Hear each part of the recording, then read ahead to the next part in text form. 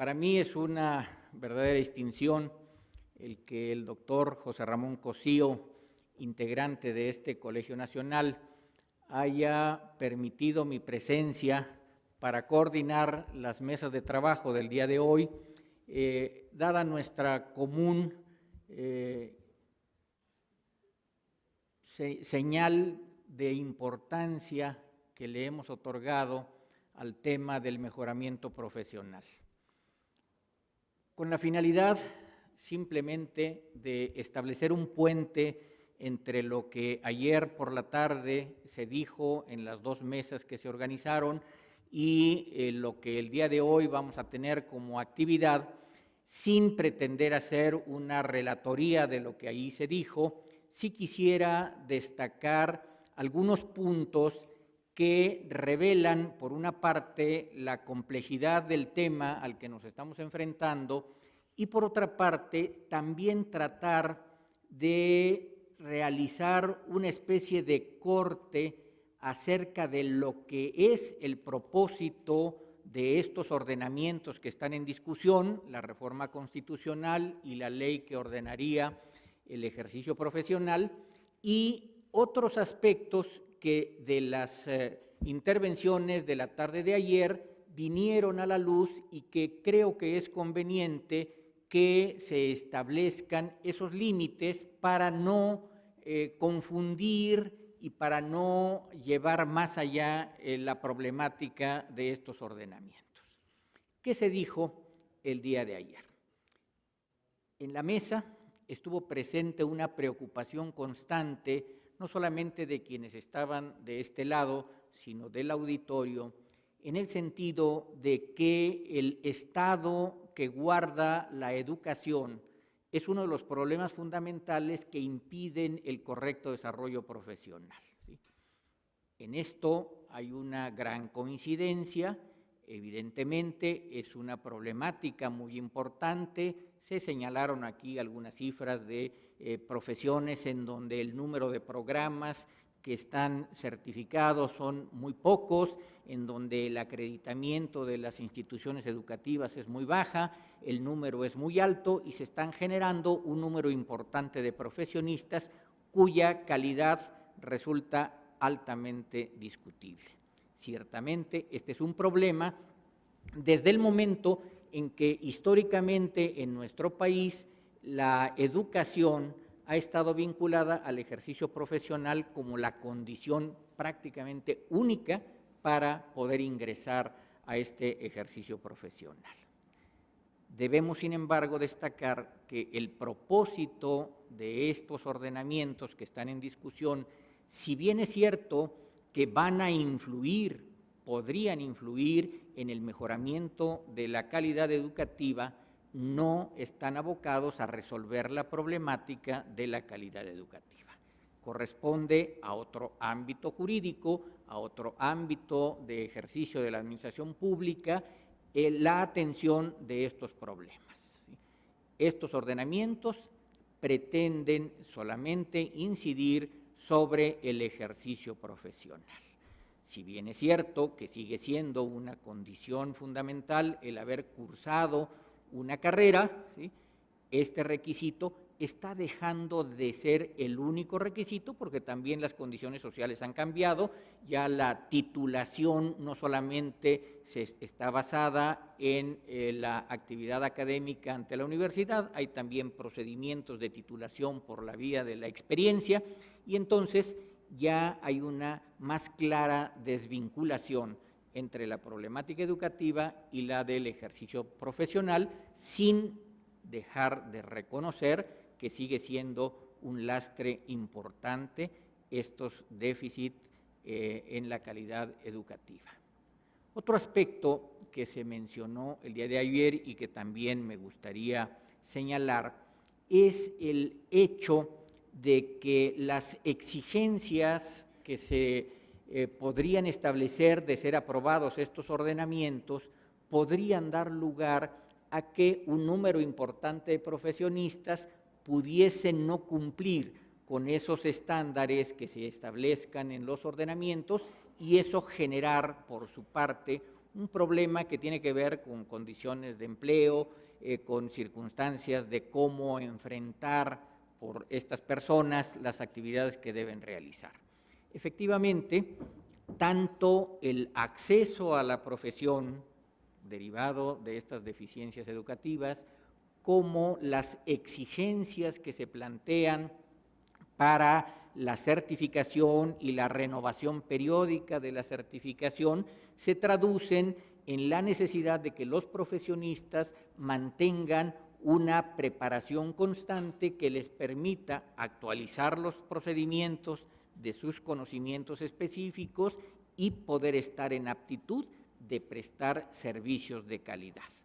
Obviamente, así como se plantearon ayer problemas de acceso a las instituciones educativas, los problemas de los egresados de las instituciones educativas que no tienen un acceso fácil al ejercicio profesional, también se plantearía el problema de qué pasa con los profesionistas que no reúnan las calidades que se fijen para cada una de las actividades a regular.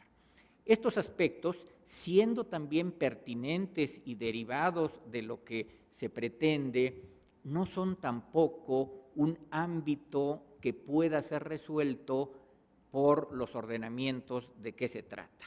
Ciertamente, los problemas de empleo, los problemas de planeación de las actividades, los problemas de determinación de quiénes son aquellos profesionistas que pueden prestar los servicios adecuados, etcétera, son problemas que tienen que ser considerados, pero que no pueden ser resueltos desde los elementos de estos ordenamientos. Entonces, quise iniciar con estos cortes para señalar que los ordenamientos lo que pretenden es la regulación del ejercicio profesional. Esto es, las condiciones de acceso al ejercicio profesional y el desempeño durante toda la vida del profesionista. Esto es lo que se pretende regular, esto es lo que se pretende reordenar. También hubo el día de ayer una coincidencia fundamental, ¿sí? Todos quienes intervinieron, tanto desde la mesa como desde el público, coincidieron en que había una problemática a resolver y que la propuesta que se puso sobre la mesa por el Poder Legislativo es una propuesta que se considera pertinente. Obviamente, esta propuesta espera la mejora, la incorporación de aquellos puntos que se considera que no están suficientemente tratados, y para eso es precisamente un foro como esto: captar ideas, recoger opiniones, contrastar estas ideas y opiniones y, en la medida de lo posible, hacerla llegar a quienes se encargarán de la discusión y, en su momento, de la aprobación de los ordenamientos correspondientes, ¿no?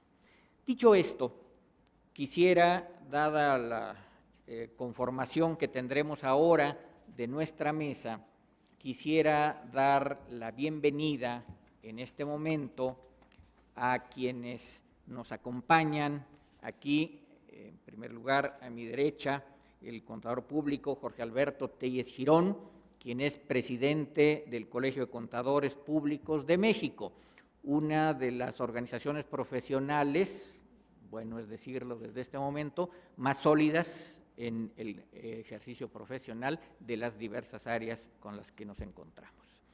Por el otro lado, el doctor Raúl Mejía Garza, quien es secretario de Estudio y Cuenta en la Suprema Corte de Justicia de la Nación, uno de los abogados con más experiencia y buenas perspectivas para la resolución de las controversias que se plantean ante la Corte. Gracias, Raúl, bienvenidos. Dicho esto, le doy el uso de la palabra al contador Jorge Alberto Telles Girón. Bienvenido, muchas gracias. Buenos días, damas, caballeros. Antes que nada, muchísimas gracias, licenciado Reséndiz, por la invitación.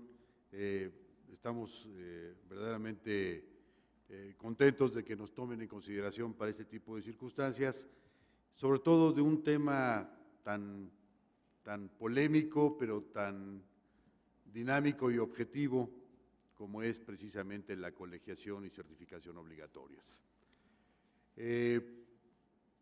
Primero, quisiera comentarles que en el Colegio de Contadores Públicos de México somos una agrupación de profesionistas que representa a sus agremiados principalmente ante la sociedad y ante las autoridades. Precisamente tenemos una historia importante. El mes de junio pasado cumplimos 65 años de vida. Obviamente estamos constituidos como una asociación civil y pues fue la idea de un grupo de 27 contadores que en ese entonces pues decidieron representar ante la sociedad a la contaduría pública y crear el colegio. Precisamente uno de los principales objetivos que ellos se basaron fue un crecimiento mesurado, precisamente cuidando la calidad en los servicios que se ofrecen a la sociedad. Afortunadamente, después de unos 3 meses, ya tuvieron el Colegio de Contadores Públicos de México, ya tuvo 247 socios en ese entonces. Al día de hoy, para su conocimiento, somos 7,200 socios en el Colegio de Contadores Públicos de México.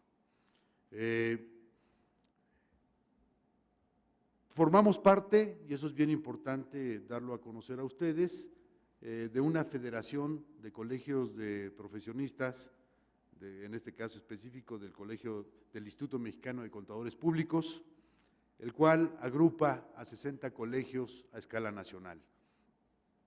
El total de los agremiados o socios que tiene el instituto ronda por ahí de los 25,000 socios a escala nacional.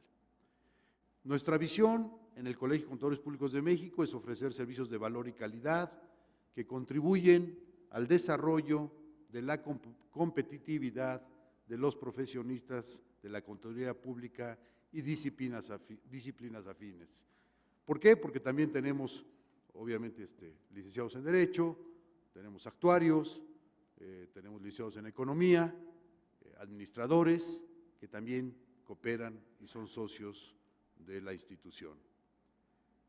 Ya comentaba yo parte de nuestra misión, que está en nuestra página web y en toda la difusión que tenemos al respecto, es agrupar y representar a los profesionistas ante la sociedad y las autoridades, generando servicios de valor y calidad que permitan el desarrollo de los contadores públicos, contando con un equipo de trabajo competente y cumpliendo con principios éticos y de responsabilidad social. Tenemos en el colegio estatutos y reglamentación con la normatividad que rige a todos los miembros del colegio. Esta normatividad incluye órganos de vigilancia. Para todos los socios tenemos una junta de honor en donde llegan casos pues de propios socios que se quejan de los mismos socios o inclusive pues de la sociedad que se puede quejar ante los servicios que ofrece un contador público colegiado. Obviamente la Junta de Honor sanciona, llegan a la Junta de Honor casos de las autoridades fiscales que se quejan de la actuación de un contador público y obviamente también se sancionan por parte de la Junta de Honor. La Junta de Honor es muy independiente de lo que actualmente formo yo, que es el Comité Ejecutivo. El Comité Ejecutivo del cual soy presidente, sus funciones duran 2 años y son 8 vicepresidentes y un servidor como presidente en esas funciones y somos muy independientes de lo que es la Junta de Honor. Tenemos un órgano que se llama Consejo Consultivo, que lo forman los expresidentes del colegio y ese órgano consultivo es quien designa a los integrantes que conformarán la Junta de Honor, con una serie obviamente de requisitos y características que debe tener cada uno de ellos para poder formar parte de la Junta de Honor y la decisión que toma la Junta de Honor es inapelable. Y inclusive yo como presidente del colegio no tengo conocimiento de las sanciones respectivas hasta la asamblea anual de socios en donde la Junta de Honor rinde un informe y da a conocer los resultados de su gestión. Y si hay amonestaciones o sanciones de carácter público, se dan a conocer los nombres y todo en las asambleas anuales que llevamos a cabo. Quería comentar un poquito de esto porque es bien importante darlo a conocer de que sí tenemos órganos de vigilancia. Para el comité ejecutivo, el cual estoy durante estos 2 años, también tenemos un órgano de vigilancia que se llama Junta de Gobierno. La Junta de Gobierno está constituido por 8 profesionistas, 2 de cada sector docente, sector empresa, sector independiente y sector gobierno. Ellos conforman la Junta de Gobierno y que nos están vigilando en la actuación profesional del Comité Ejecutivo en el caso específico de un servidor, durante mi gestión en estos 2 años. Con esto quiero comentarles que estamos a favor de la colegiación y certificación obligatorias, a favor de que todo profesionista se encuentre actualizado en la materia de su competencia y ofrezca servicios de calidad a la sociedad. Con la normatividad que actualmente tiene la Contaduría Pública, nuestra federación, debemos de cumplir nosotros con una norma de educación profesional continua cada año. En el caso específico de los contadores es cada año, en relación a la actividad y especialidad del área en donde desempeñamos nuestras labores, y debemos de cumplir con un código de ética que regula a la profesión. Un código de ética bastante amplio, bastante actualizado, inclusive a nivel internacional. Podemos obtener la certificación a través del Instituto Mexicano de Contadores Públicos con un examen que es verdaderamente difícil. Este examen es preparado por el Ceneval y dicha certificación está debidamente aprobada para tener validez incluso en los Estados Unidos de Norteamérica y en Canadá. La Federación tiene muchos compromisos internacionales, la Federación del Colegio de Profesionistas, tanto para la unificación de procedimientos de las normas de información financiera, normas de auditoría, precisamente principios éticos, y consecuentemente, pues estos convenios o relaciones internacionales están establecidas desde hace varios años con empresas, agrupaciones, más que empresas, agrupaciones profesionales importantes de Europa, Asia, Canadá y Estados Unidos principalmente. Con todo esto yo quisiera resumir, si me lo permiten, diciendo que, insisto, estamos de acuerdo con lo que es la idea y la intención de que todo profesionista preste servicios de calidad a la sociedad y esté obligado a hacerlo, y si no cumple, que sea castigado. En ese sentido, completamente de acuerdo. En cuanto a la ley secundaria que actualmente tenemos, nada más quisiera comentar que nosotros, en lo particular, consideramos que sí se deben de hacer adecuaciones importantes y reconocer los avances que tenemos al día de hoy. Por ejemplo, en el caso específico de la Contaduría Pública, tenemos avances muy importantes que no quisiéramos que de un día para otro no tuvieran validez. Eso es todo de mi parte. Muchas gracias por su atención y quedo a sus órdenes para cualquier pregunta. Muchas gracias.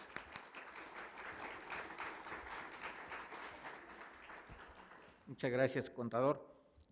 Uno de los aspectos importantes de este ordenamiento que se propone tiene que ver justamente con las condiciones de organización de los colegios profesionales. Esa es propiamente la temática que quisiéramos abordar. Y aquí quisiera señalar 2 aspectos. Número 1, desde la propuesta de reforma constitucional se hace explícita la necesidad de que la afiliación a los colegios sea individual. Esto aparentemente trae consigo la problemática a la que apunta el contador, que es el hecho de que no se esté previendo la formación de organismos creados a partir de otros organismos, sino que sean solamente las afiliaciones individuales las que den lugar a las organizaciones que se están previendo. Esto es la existencia, para decirlo en los términos comunes en que se conoce, de federaciones. Entonces, uno de los problemas a despejar precisamente es si una decisión de esta naturaleza, en donde la afiliación a los colegios debe ser individual y no se prevé la creación de federaciones, es una decisión bien orientada, es una decisión adecuada o es una decisión que debe ser modificada en atención a experiencias valiosas que existen en algunos rubros profesionales, como es el caso que acaba de señalar del Instituto Mexicano de Contadores Públicos como federación de los colegios de contadores públicos. Indudablemente que esa experiencia es una experiencia valiosa. La problemática estriba en determinar si esa experiencia es una experiencia común a otras profesiones y por lo tanto es una experiencia rescatable como tal y sin mayor argumento en la nueva ley, o es una experiencia excepcional y como tal habría que darle entonces un tratamiento excepcional al nuevo ordenamiento. Estos son algunos de los aspectos que es necesario abordar. Pero antes de plantearlo hacia allá, le doy la palabra al doctor Raúl Mejía Garza, quien es presidente del Colegio de Secretarios de la Suprema Corte, y por favor. Agradecer mucho la invitación al Colegio Nacional, al doctor José Ramón Cosío, Cuauhtémoc, gracias por la presentación. Yo, como presidente del colegio, también un poco para comentarles cuál es la función del colegio antes de entrar a expresar algunas dudas sobre las modalidades de integración de los colegios. Simplemente, en algún momento fue un grupo de secretarios de estudio y cuenta, que son, cuando secretarios de estudio y cuenta de la Suprema Corte de Justicia son básicamente el equipo de trabajo que auxilia a los ministros a la conformación de los proyectos de sentencia que se presentan en el Pleno y en las salas de la Suprema Corte de Justicia de la Nación. Todos tienen que ser abogados titulados y en la Ley Orgánica del Poder Judicial de la Federación ocupamos el lugar en función jurisdiccional por debajo de juez de distrito. La diferencia entre los secretarios de estudio y cuenta de Suprema Corte de Justicia y los secretarios de tribunal colegiado o los secretarios de juzgado es que nosotros somos trabajadores de confianza, no somos parte del esquema de trabajadores con plaza permanente o con designación permanente en el Poder Judicial, y eso tiene ciertas particularidades, ¿no? Y la segunda es que es una ubicación dentro de una estructura específica que lo que busca evidentemente es establecer ciertas condiciones o buscar cuáles son las mejores maneras de coadyuvar al servicio o a las condiciones del servicio del Poder Judicial y a su vez buscar cómo se logra encontrar un perfil para que sean los mismos secretarios de estudio y cuenta los que eventualmente puedan ser designados como titulares de funciones jurisdiccionales, jueces de distrito y magistrados de tribunal colegiado. En algún momento un grupo de secretarios de estudio y cuenta fue a Inglaterra y le preguntaron a uno de los jueces allá, porque tenemos un problema complejo para determinar cuál es el perfil del examen que en un momento dado se le debe hacer a los secretarios de estudio y cuenta para ingresar al concurso que eventualmente los lleva a ser jueces o titulares de algún órgano jurisdiccional. Y siempre hemos peleado mucho con las preguntas, con el perfil de las preguntas, cómo se forman estas preguntas. Y cuando le preguntaron al juez inglés cómo le hacían para elegir al mejor de ellos, pues se volteó y les contestó: ¿por qué no habríamos de elegir a los mejores de nosotros? Es como una cosa, es como contraintuitivo, ¿no? Como si nosotros tenemos un gremio, ¿por qué no vamos a elegir a los mejores para integrar ese gremio? ¿No? Parecía una cosa como extraña la pregunta y nunca acabó de entender realmente qué era lo que le estábamos preguntando, mientras que nosotros formalizamos muchísimo las condiciones de ingreso a cierto tipo de ejercicio profesional, ¿no?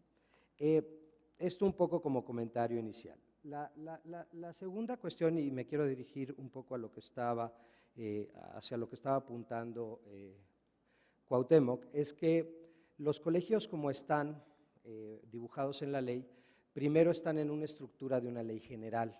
Esto tiene sus particularidades. La ley general se supone, como está definida, es una ley que distribuye competencias de la federación a los estados y aún a los municipios. Esto significa que se delega una facultad que normalmente estaba establecida en la Constitución, como estaba previamente la regulación de las profesiones, esto es, la federación regulaba la parte que le correspondía y las entidades federativas regulaban la parte que correspondía, con la cláusula de que todos tenían que reconocer los títulos profesionales emitidos en cada una de ellas, y entonces básicamente era lo que constitucionalmente estaba establecido, era una concurrencia abierta. Una ley general lo que hace es delegar al legislador ordinario la posibilidad de distribuir esas competencias y limitar los ejercicios en los estados y en la federación, dándole mucho mayor flexibilidad a la normativa determinada. Y aquí tenemos una primera división, tenemos los colegios profesionales locales y los colegios nacionales, ¿no? Que parece que son las dos maneras de poderse colegiar. No queda claro, evidentemente hay una primera distinción, que los estados solo pueden establecer 5 colegios por profesión, cosa que no encontré en la reforma constitucional, lo cual me hace dudar de entrada que el límite, entiendo que es un límite razonable, pero no veo por qué, con vistas a la libertad de asociación, se pueda limitar a 5 o a 6 o a 7 o a 15, ¿no? Y que esto resulte constitucional, no estando esto directamente limitado en la Constitución. Esto también por un precedente de la Suprema Corte de que no se puede limitar el número de colegios, pero y es una duda, ¿no? Más allá de ello, tampoco hay colegios nacionales y hay colegios locales con diferentes, evidentemente con diferentes ámbitos de funcionamiento. Un colegio local no podrá tener influencia en los nacionales o en toda la federación, y esto no dependerá directamente de los colegios, sino de los entes certificadores, entiendo, ¿no? Y cuál es la distinta relación entre los colegios y los entes certificadores, o los dos distintos tipos de colegios con los entes certificadores, también es importante determinarlo, ¿no? Se podrá generar condiciones de no ejercicio de la profesión de manera parcial en cada uno de los estados de la República, mientras que nacionalmente sí o no, y esto me genera, o la profesión es una cosa como una cuestión federal y los colegios pueden ser simplemente condiciones locales de funcionamiento de la profesión. Ahí hay cuestiones interesantes, ¿no? Un colegio de Jalisco establece condiciones éticas y entiendo que no es el mismo colegio el que sanciona, pero el colegio es el que establece las condiciones eventualmente para que la autoridad sancionara. Me sancionan nacionalmente, ya no puedo ejercer la profesión nacionalmente, solo en Jalisco, no, es una de las condiciones particulares. Y en efecto, no hay en la ley ninguna posibilidad de relacionar a los colegios nacionales con los colegios locales. Por lo menos en principio no hay ningún elemento de coordinación posible entre uno y otro, lo cual resulta, no sé si, y me gustaría saber, porque también Cuauhtémoc, que estuvo mucho en la redacción de la ley, por qué esta cuestión nunca se previó, ¿no? Porque no sé si esto pretende generar un pluralismo en los colegios o si lo que no se quiere es generar evidentemente este monopolio específico de ciertos colegios en ciertos lugares, ¿no? De lo demás es evidente que Hay profesiones, en particular la jurídica, que requieren, o sea, que es importante con urgencia elevar la calidad de los profesionistas que ejercen la profesión, pero siempre queda el problema y la situación de la relación de los colegios con la autoridad que sanciona, ¿no? Entiendo que los colegios, ni los locales ni el nacional o los nacionales, ejercerán directamente facultades sancionatorias, pero ¿cuál, y este sería una de las condiciones, cuál es la posibilidad de la autoridad una vez que el colegio determina que un asociado ha infringido las normas de ejercicio de la profesión, de no sancionarlo, ¿no? O sea, si puede haber una diferencia entre la opinión directa de la autoridad o la autoridad actúa con el mandato, como está en el supuesto, que una vez que el colegio determine que hay una infracción, sancionar directamente al asociado, ¿no? Y evidentemente que eso es una cosa que también acabará eventualmente en tribunales, si este tipo de sanciones y la exclusión de la profesión pueden en un momento violar el ejercicio libre o algún derecho constitucional, que pareciera que con la reforma constitucional se resuelve el problema.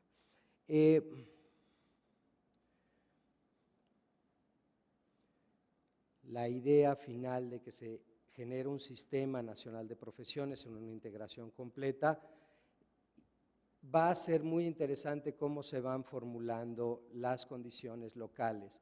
No sé si en algún momento realmente era requerida una ley general de distribución o se podía haber dejado a los estados en un momento dado legislar de manera libre en cada uno de los ámbitos o en cada uno de sus ámbitos la posibilidad de ejercer de manera local el asunto, ¿no? Son ciertas dudas, me parece, independientemente de ello, por lo menos para la profesión jurídica, que es la que conozco, un tremendo acierto buscar una homologación en el ejercicio de la profesión, que pueda haber exigencias específicas para este ejercicio, tanto éticas como técnicas, y esto me parece que no puede dirigirse más que a un mejoramiento del ejercicio de la misma, ¿no? Estos serían mis breves comentarios sobre el asunto y estoy a sus órdenes. Muchísimas gracias por su paciencia.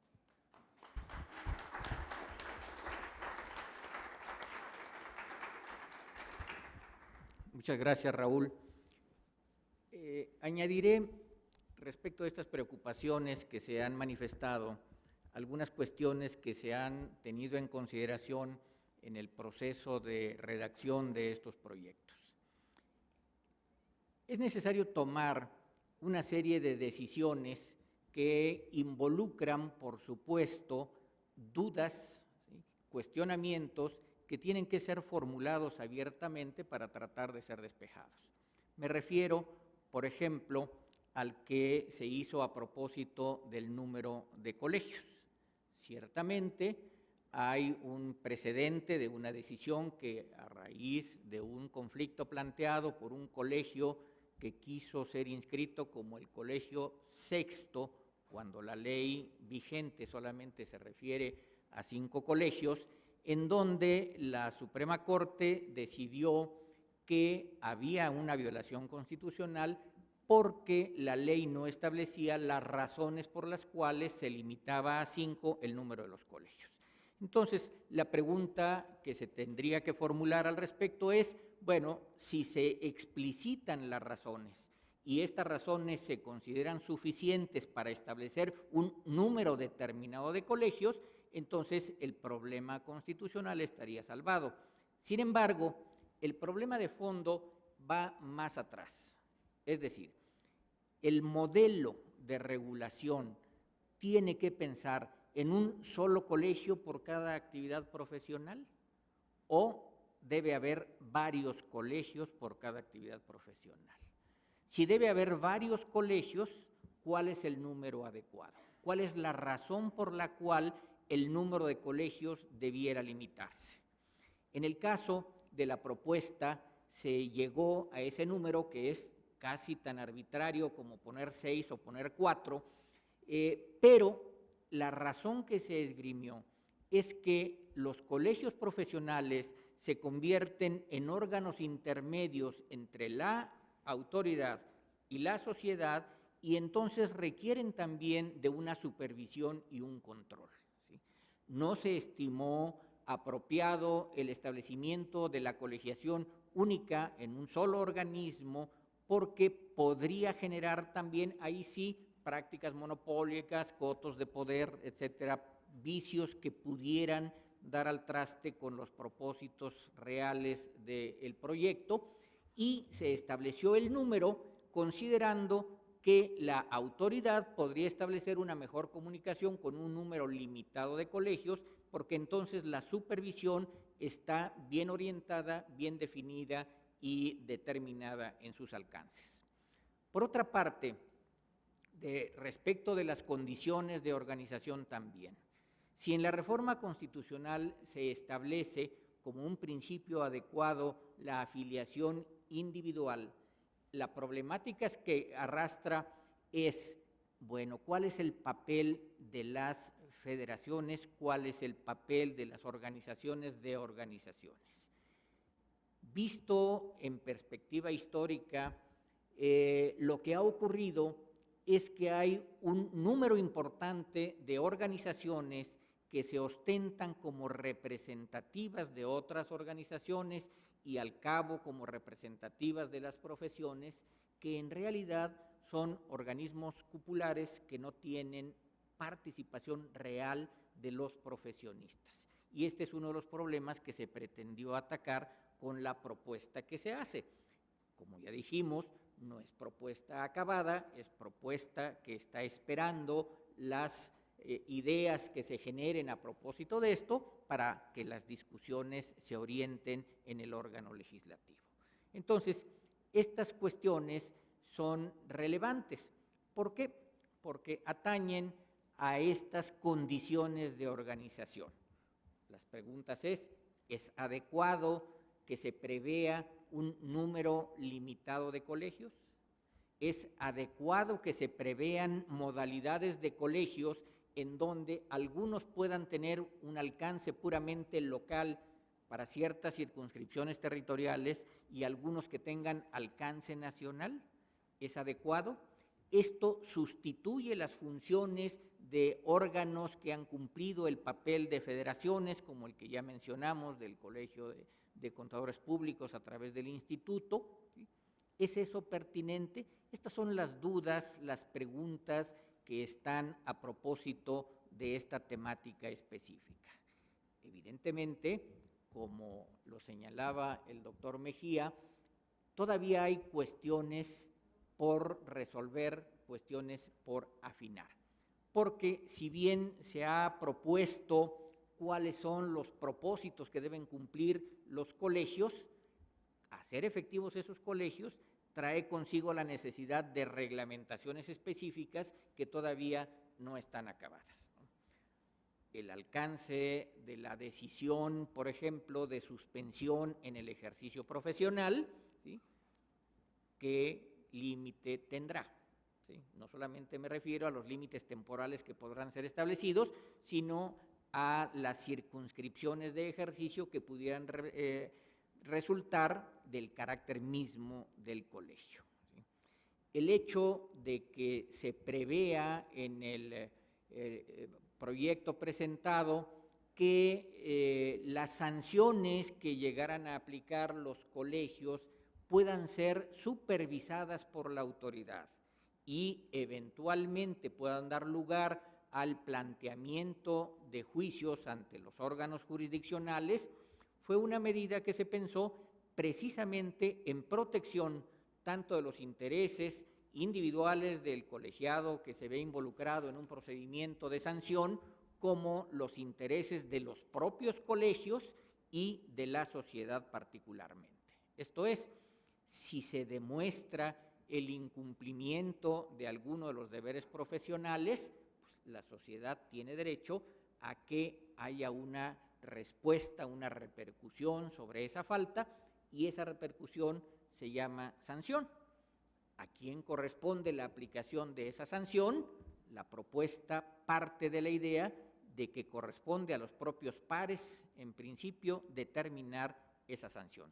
Sin embargo, no es una decisión que puede quedar solo al alcance de un órgano como sería el colegio profesional, sino que la autoridad puede intervenir para supervisar el adecuado cumplimiento de las normas de aplicación de esas sanciones y eventualmente dar lugar a procedimientos jurisdiccionales para la revisión de esto. El día de ayer se hablaba de la colegiación en la perspectiva de la defensa de los derechos humanos. Bueno, parte importante de los derechos en cuestión no solamente son los de la sociedad que se pretende proteger al reconocer estos valores como los valores importantes que deben dar lugar a la regulación, sino también la protección de los derechos de los propios profesionistas, y esto es lo que involucra todas estas cuestiones.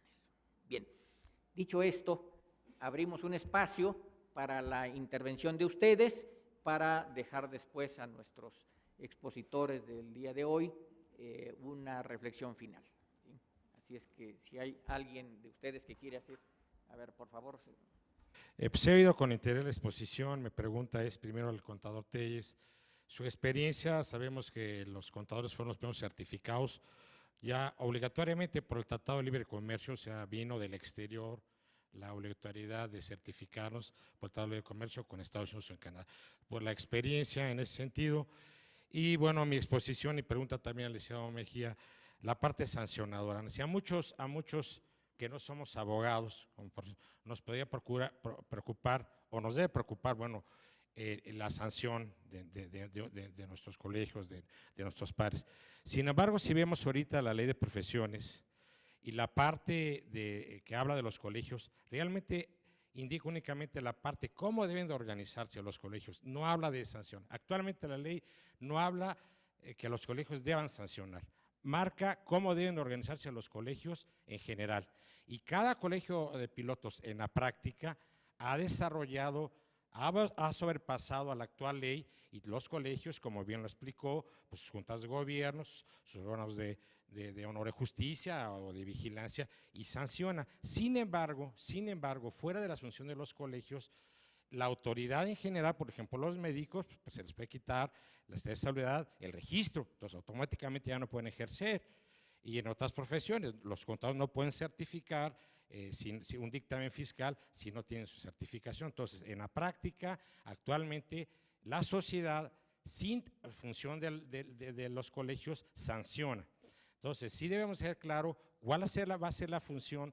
Si un colegio, más que ser un órgano sancionador, debe de vigilar, como lo dice la ley, pues desempeñarse desde un alto plano técnico legal y vigilar la función de su profesión. Muchas gracias. Gracias. Si les parece, vamos a acumular las preguntas y al final dan ustedes una opinión. Señor ministro. Gracias. Yo la impresión que tengo es esta.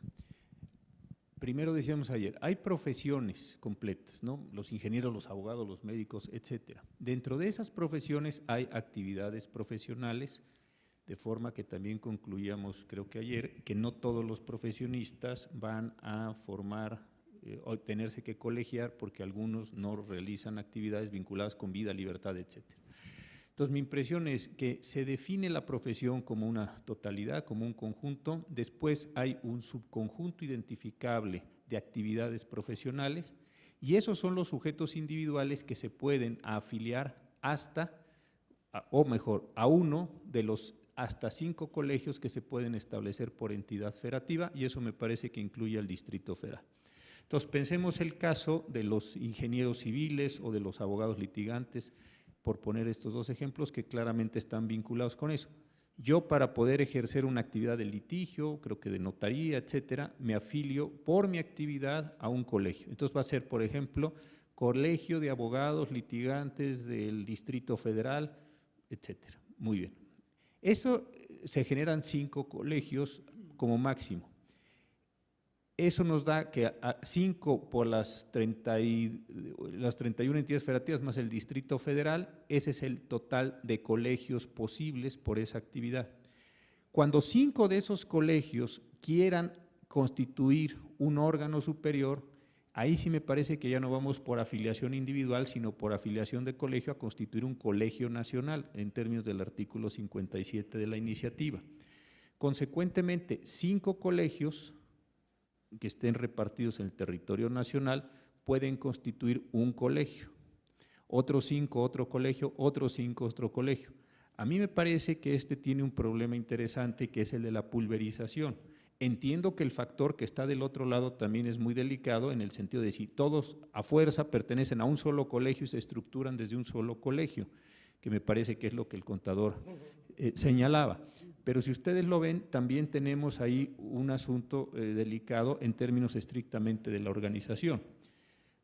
Tengo 5 por 32, queda 5 por 2, 10, 5 por 3, 160 colegios, ¿no? Esos 160 colegios me permiten constituir colegios nacionales. Entonces puedo tener una gran cantidad de colegios estatales o locales por actividad, que no por profesión, y eso a su vez tener una gran cantidad de colegios nacionales por actividad, que no por profesión. Lo que uno puede pensar así intuitivamente es que va a haber un bosque de colegios accionando y metiéndose en estos temas, con los problemas de la certificación final más o menos homologada, el tema de los exámenes, el tema de los códigos de ética. Es decir, creo que cuidando la libertad de asociación, cuidando la pluralidad de los colegios, podríamos llegar a una relativa pulverización, insisto, porque son muchos cortes o muchos segmentos los que se van introduciendo. Y este sí me parece que sería un problema interesante. A ver, una cosa es que yo tenga una libertad de asociarme a un colegio, bueno, hasta 5, el caso de la NADE que señalaba el maestro Reséndiz, es el caso concreto de que querían ser 6º colegio hasta que se le reconoció por sentencia a la Suprema Corte la posibilidad de establecerse como colegio, pero a partir de ahí tener estas grandes posibilidades, al menos en abstracto, de colegios, sí me parece que es un asunto que valdría la pena considerar en términos de la organización. Soy el doctor Salvador Jáuregui.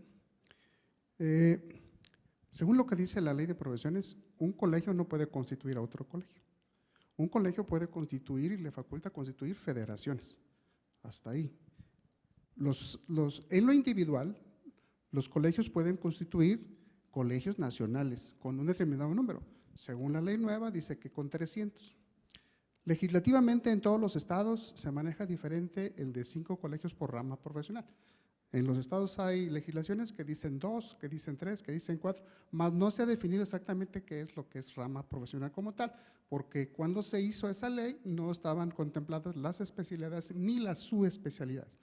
Por eso cada uno y las direcciones de profesiones, por eso admiten con 25 socios, con 15 socios, puedan constituir un colegio porque hay especialidades o especialidades que son pequeñas. En el caso nuestro, por ejemplo, nosotros tenemos reglamentados en Confederación Nacional de Pediatría 5 federaciones en los 31 estados de la República, sectorizadas, y tenemos contemplados los 31 colegios de pediatría en los 31 estados de la República, más el que acabamos de construir en el Distrito Federal. De esa manera podemos tener reglamentaciones. Y como porque lo decía atinadamente el capitán, el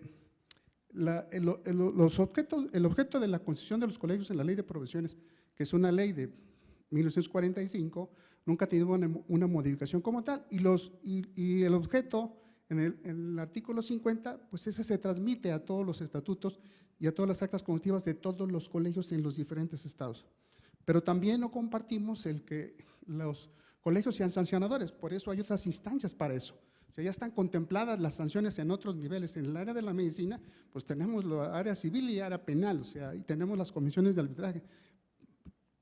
Sería incongruente ahora darle esa facultad a los colegios para que el colegio ahora se confronte con sus pares buscando sancionar. Pues no, yo creo que eso no es comprensible. Entonces, por tanto, tampoco nosotros, lo expresé el día de ayer, nosotros no hemos obligado a ningún personaje a que se vaya a colegiar. Se han llegado por sí mismos acorde a sus necesidades. Mientras un colegio provee de necesidades a su socio, el socio acude con gusto a colegiarse. O sea, no se requiere, y tenemos una colegiación de casi del 85% de los 16,000 pediatras que tenemos registrados en CONAPEME y una certificación de casi también el 90% de nuestros agremiados. Gracias. Por favor. Gracias, buenos días. Nuevamente me presento, soy el contador Mario Pozos, presidente del Colegio de Profesionales en Peritajes. Respecto a la forma de agruparnos, parece ser que somos privilegiados porque es el primero que existe en México, con las intenciones que tenemos de certificación para los peritos. Estamos organizados en delegaciones estatales, que es ahorita lo que estamos pretendiendo ir abarcando porque somos de reciente creación, y creo yo que pudiera contribuir a que no haya tanta proliferación de colegios, pudiera contribuir.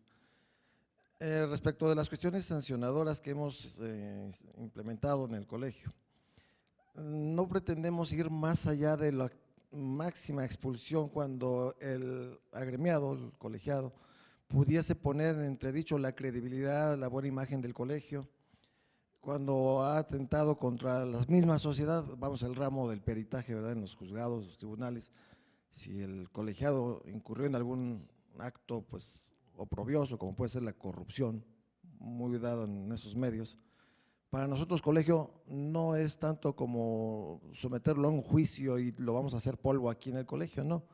Simplemente lo más que puede alcanzarse es la expulsión para no caer en el descrédito ante la sociedad. Obviamente si tiene repercusiones legales y que nosotros seamos los afectados, los querellantes, pues sí, daríamos parte de las autoridades correspondientes, pero siempre va a haber un quejoso, siempre va a haber alguien que se queje de esa mala actuación del perito, y yo creo que por esa parte es por donde se puede llegar a las autoridades, a la acción incluso penal, ¿no? Esto lo comento pues como una aportación a lo que ya ustedes han comentado, pudiera servir. Gracias. Por favor, señorita. Buenos días, mi nombre es Mariana Santos y soy estudiante de Derecho y quería hacer, mi pregunta es muy puntual, es ¿cuáles serían los criterios óptimos para otorgar el registro a un colegio de profesionistas? Gracias. Un segundo. Por allá. Sí, bueno, muy buenos días a todos. Edgar Ortega, egresado de la Universidad Autónoma Metropolitana. Nada más dos preguntas. Mi pregunta va dirigida al señor presidente del Colegio de Contadores Públicos. Al iniciar su participación en esta mesa usó el término polémico para referirse a esta propuesta constitucional. ¿En qué sentido? Porque el día de ayer se dejaba entrever algunas de ellas por parte de algunos panelistas y de los asistentes al hacer las preguntas. Una segunda pregunta para el licenciado Mejía, que ahondara, si fuera tan amable, un poco más en el ámbito de aplicación de la Ley General para las entidades federativas, porque hoy día cada entidad, sabemos, tiene su propia ley reglamentaria del quinto constitucional. Muchas gracias. Gracias. Por Bueno, favor.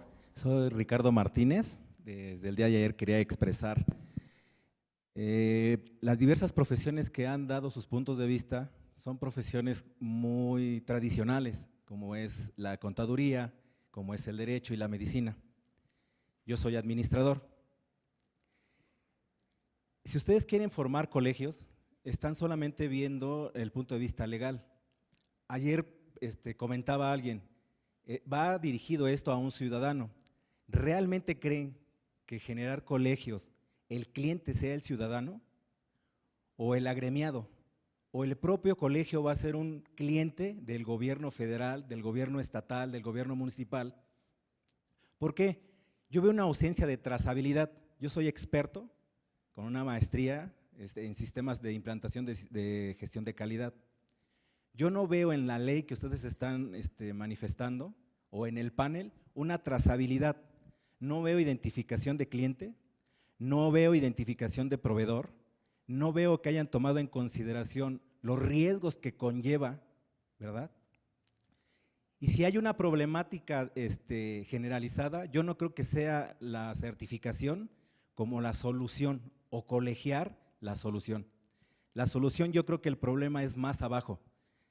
Esta ley podrá impactar a la formación de los niños de kinder, de los niños de primaria, de los niños de secundaria, de preparatoria, de las profesiones en general, que les permitan tener las competencias, las actitudes, la formación, las ganas de generar esa profesión.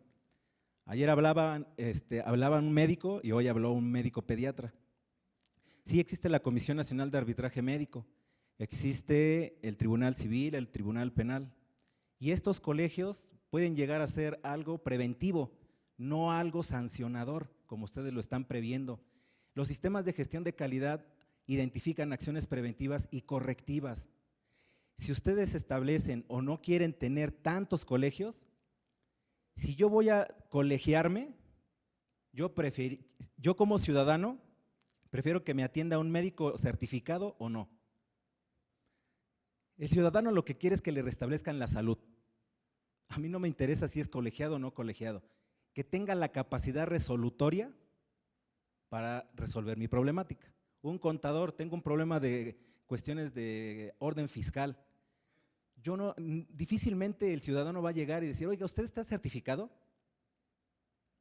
¿Por qué? Porque el nivel de cultura del mexicano estándar o promedio no tiene estas facultades de decir y llegar, ay, el abogado está certificado, me conviene. Esta certificación la vamos a solicitar quienes tenemos un nivel de conocimientos medio superior para arriba, ¿sí? Que podemos hablar de iguales, digamos, ¿no?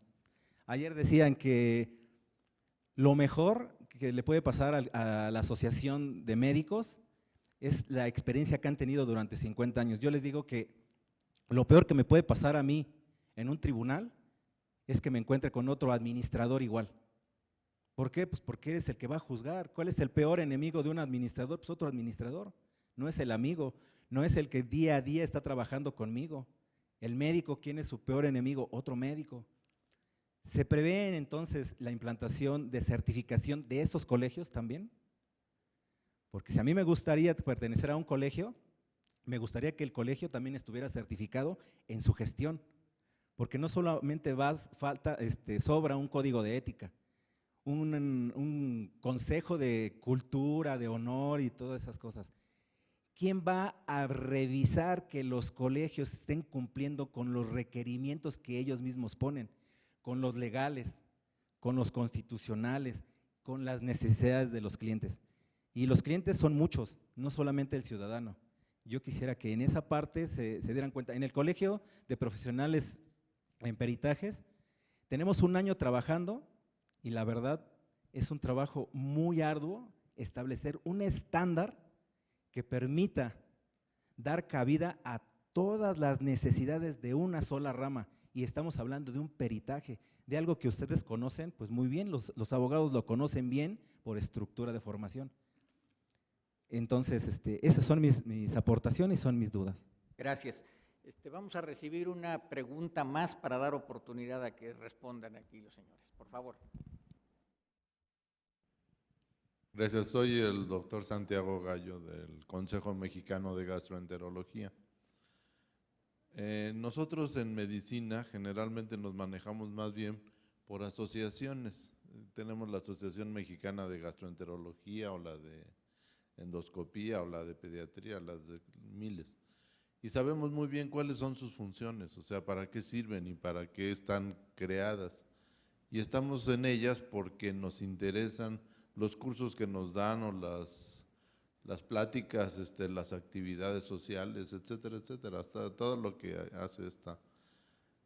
Dentro del esquema, por así decirlo, esto es lo mismo que hace un colegio, porque como nosotros en la carrera de medicina estamos acostumbrados a tener asociaciones, no sé si esto es lo mismo que haga un colegio, o si esta ley que están tratando de decir es que nos cambiemos el nombre de asociación por colegio. O sea, no sé si es lo mismo un colegio que una asociación, en cierta forma. Entonces, eso necesitaríamos saberlo bien, como para determinar si es nada más la denominación o qué es lo que está pasando. Y por el otro lado, los consejos que se han creado en medicina, pues son específicamente los entes certificadores. Entonces, no sabemos en dónde va a quedar esto, Porque aquí están hablando en la ley de una comisión interinstitucional o ¿cómo se le llama? Perdón. De varias profesiones o de varias cosas. ¿Y a quién le va a pertenecer esta comisión? O sea, ¿va a ser de la SEP? ¿Va a ser de la...? No entendemos, hasta se me hace un poco como hasta peligroso pensar en que va a haber más burocracia todavía encima de nosotros. O sea, me da hasta miedo este tipo de cosas. Quisiera saber algo sobre esto. Gracias. Muchas gracias. Le doy la palabra al contador público Teix Girón, por favor. Bien, con mucho gusto. Claro que sí. Primer punto, perdón que insista en esto, pero precisamente en mi particular punto de vista, en mi experiencia, posiblemente, porque no he tenido otra prueba en la vida, más que el trabajar en el colegio y tener una federación, pero precisamente la normatividad que regula una federación de colegios de profesionistas es un canal de comunicación responsable que permite un mejor control, inclusive en este caso específico, para la propia autoridad. Tenemos obviamente un número mínimo de profesionistas para crear un colegio, el cual en el caso específico es de 150, y lo cual está regulado a escala nacional.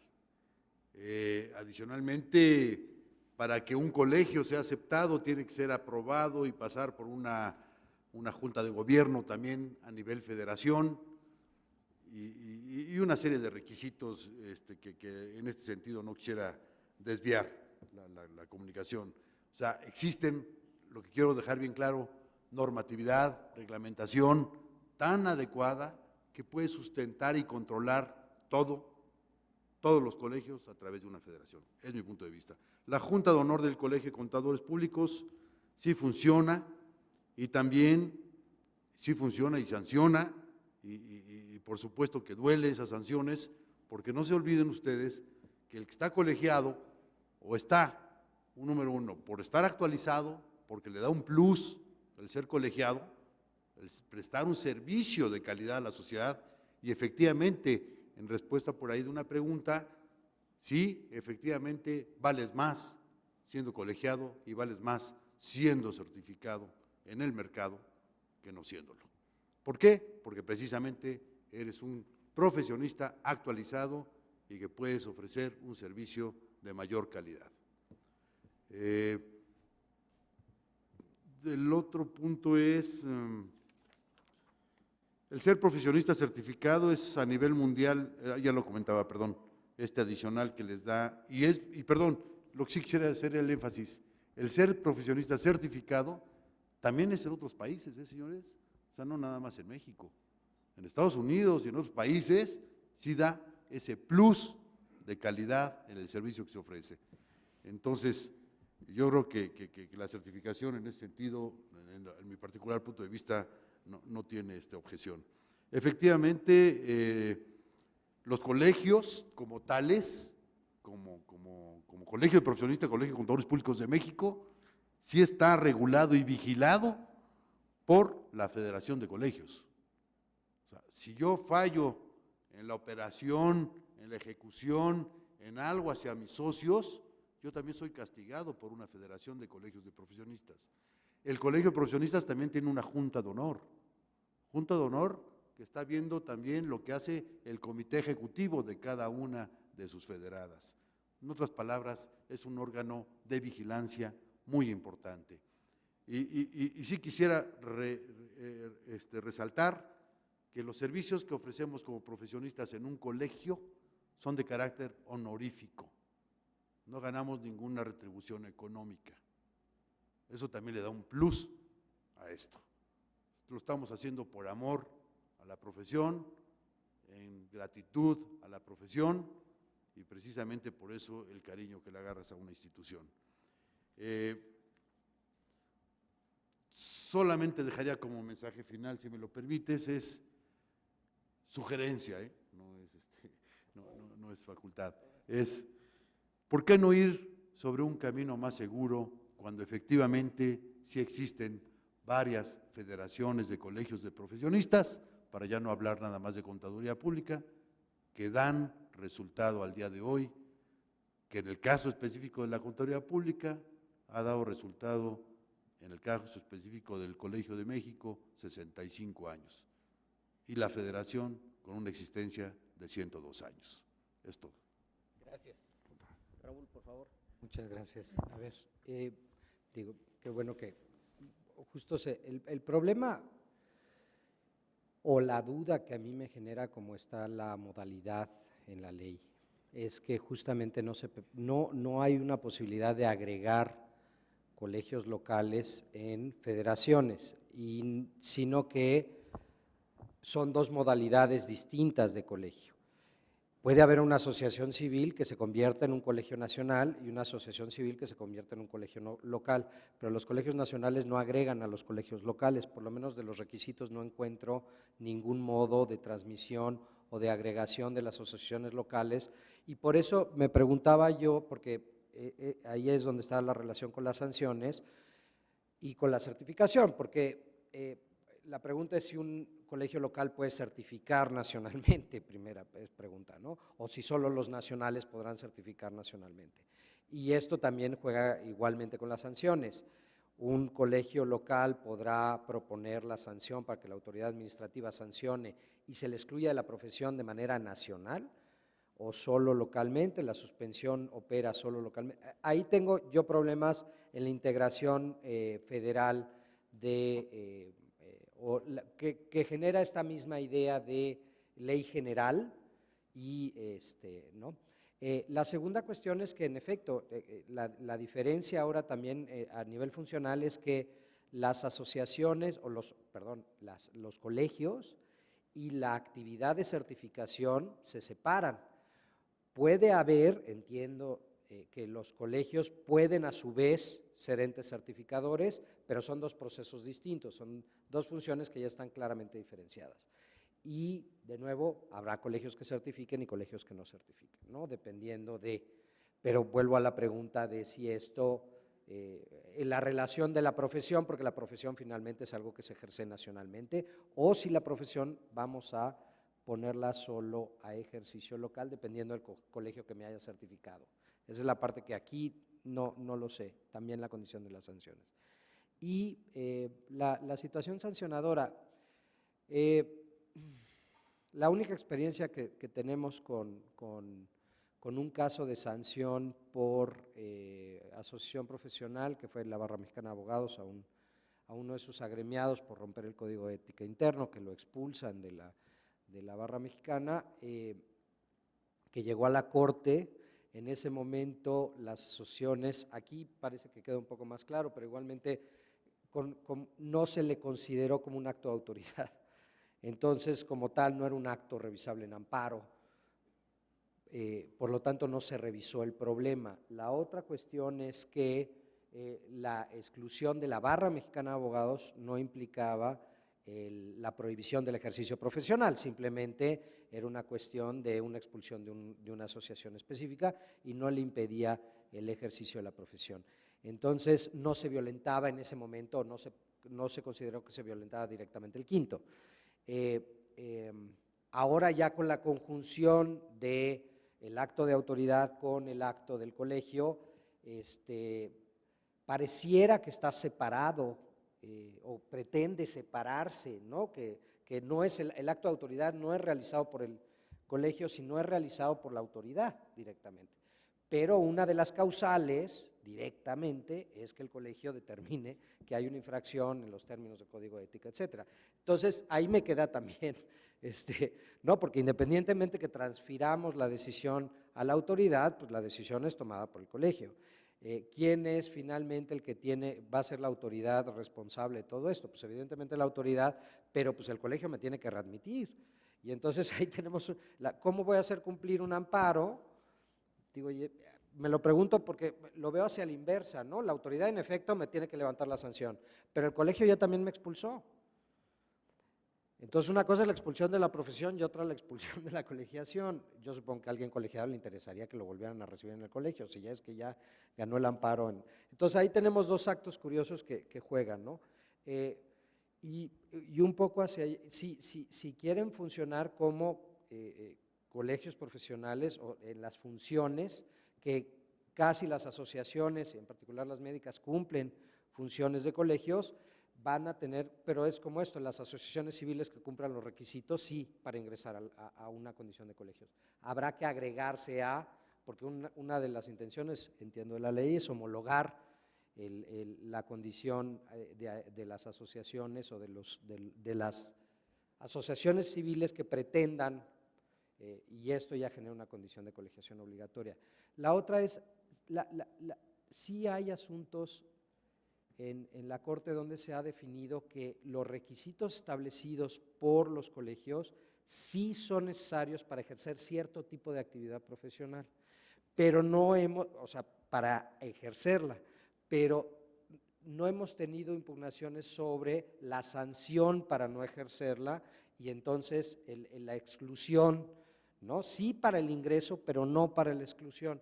Entonces todavía hay cosas sin definir, me parece judicialmente, sobre esta relación, ¿no? de los colegios con los asociados y a su vez de los colegios entre colegios locales y los colegios nacionales, ¿no? Entonces, sí hay todavía cosas ahí que están, pero las preguntas y las dudas creo que son pertinentes. Muchísimas gracias. Gracias. Muchas gracias a nuestros dos expositores de esta mañana. Como todos ustedes se han percatado, bueno, hay numerosas dudas, numerosas preguntas, cuestionamientos, pero yo diría lo siguiente. El proceso legislativo que se arrancó con la presentación de las dos iniciativas que están a disposición de todos ustedes para consulta en la Gaceta Parlamentaria del Senado,